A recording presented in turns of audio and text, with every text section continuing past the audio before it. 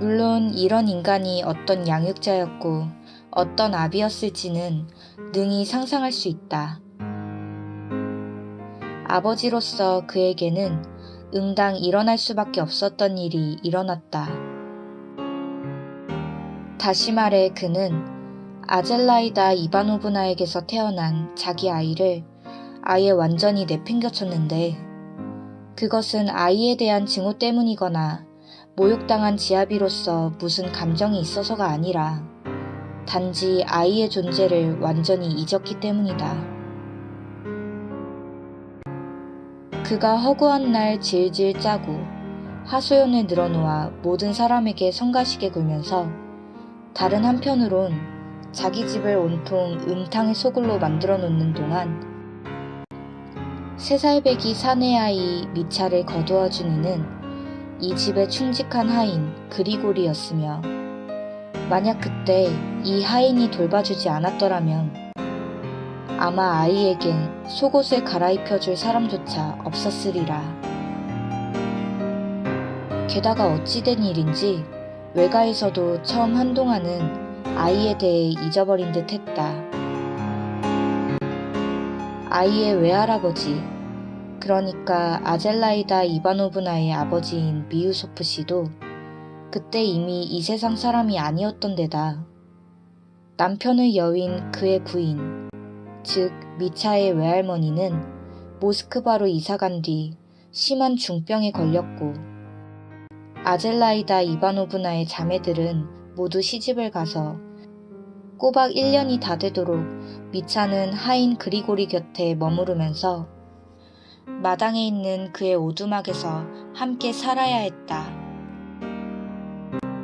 하지만 설령 아빠가 아이를 기억해냈다 한들 아무래도 자신의 방탕한 생활에 방해가 되었을 테니 그 스스로 아이를 오두막으로 다시 내보냈을 것이다. 그런데 아젤라이다 이바노브나의 사촌 오빠인 표트르 알렉산드로비치 미우소프가 파리에서 돌아오는 일이 일어났다. 그는 그 후로도 오랜 세월 외국에서 쭉 살았으나 당시만 해도 아직 매우 젊었는데, 그가 미우소프 집안 사람들 사이에서 특이한 존재였던 것은 계몽된 사람으로서 수도와 외국을 사랑했고, 더욱이 평생토록 유럽인으로 처신한 데다 말년에 이르러서는 40에서 50년대의 자유주의자로 통했기 때문이다.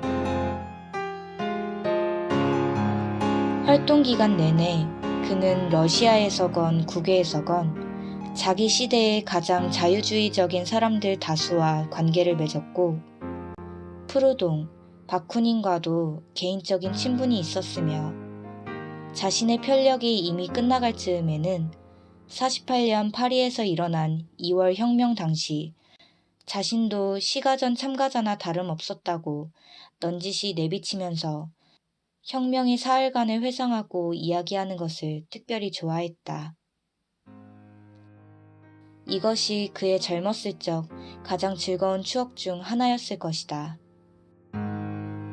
그는 예전의 계산법으로 따지자면 농노 1000명 정도에 해당하는 재산도 소유하고 있었다.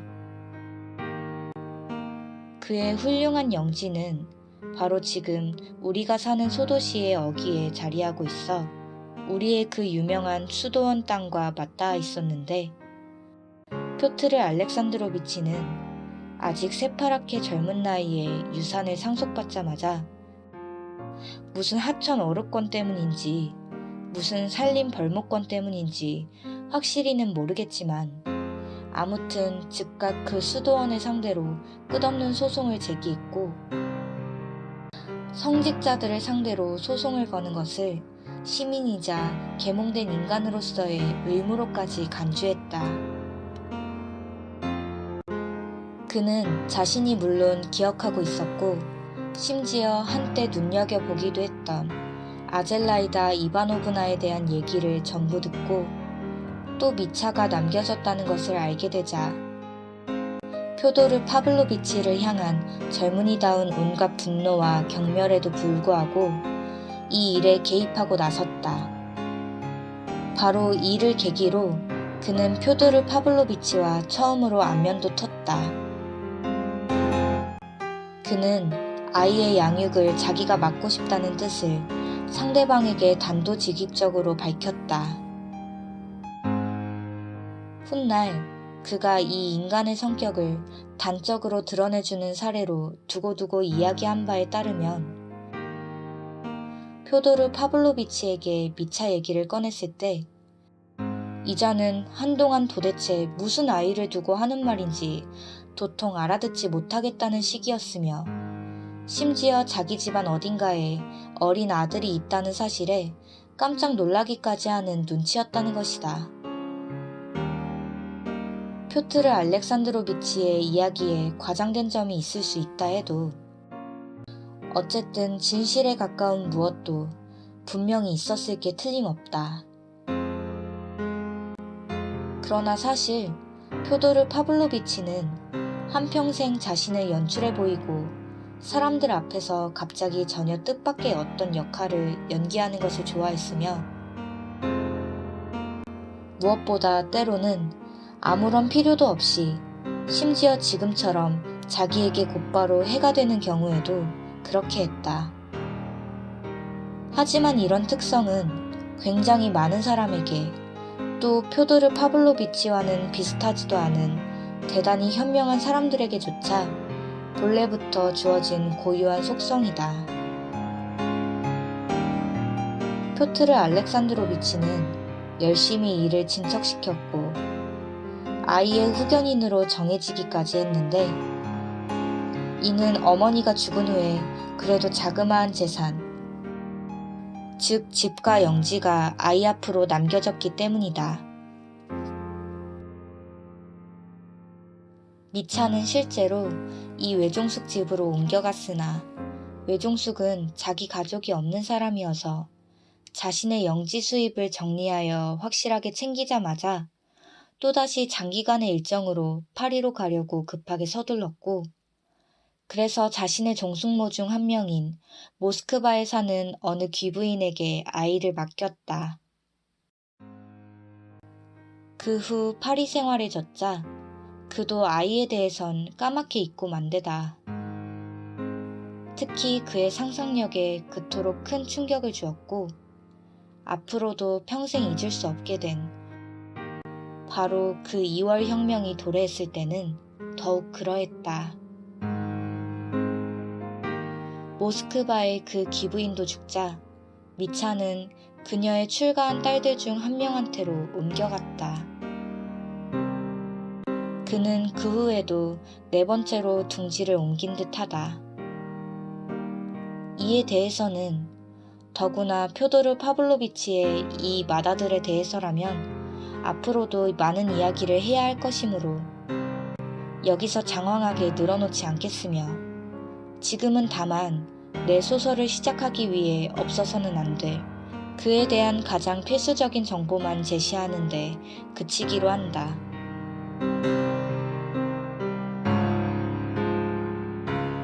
첫째, 이 드미트리 표도르비치는 표도르 파블로비치의 세 아들 중 유일하게 자기는 그래도 얼마간의 재산이 있으니 성년이 되면 독립하게 되리라는 확신을 가지고 성장했다. 그의 소년기와 청년기는 무질서하게 흘러갔다. 김나지움을 다 마치지도 못했고 그 다음엔 어쩌다 어느 군사학교에 들어갔고 그 다음엔 카카스로 떨어졌고 장교가 되었고 결투를 해서 강등되었다가 다시 장교로 복관되었고 방탕을 일삼다가 꽤 많은 돈을 탕진했다. 성년이 되기 전에는 표도르 파블로비치로부터 돈을 받을 수 없었기 때문에 그때까지 그는 엄청난 빚을 지고 말았다.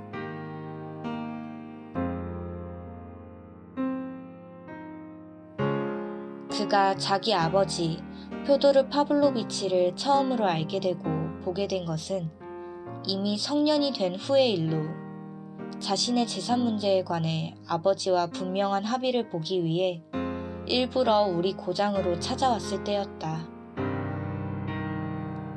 그때도 그는 부친이 마음에 들지 않았던지 아버지 집에 얼마 머무르지도 않았고 그냥 약간의 돈을 받아낸 다음 앞으로 영지에서 나올 수입을 받는 문제에 관해 일종의 약정을 맺은 뒤 서둘러 떠나버렸는데